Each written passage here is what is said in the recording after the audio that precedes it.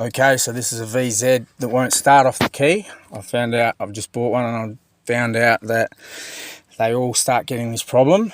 And you turn the key all the way on and you get nothing. But what you've got to do, as we all know, is go to the fuse in here, pull out one of these and then bridge the two things to start it. You've got to start it with like a bit of metal, just short it out and it'll start.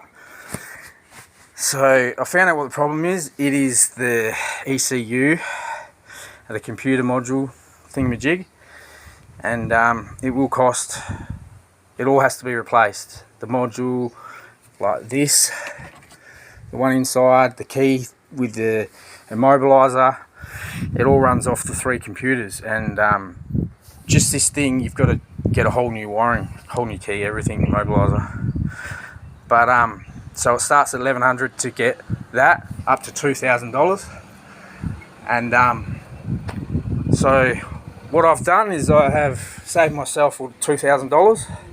You want to get it to start off every time. I just whack two of these in here and gone through the firewall.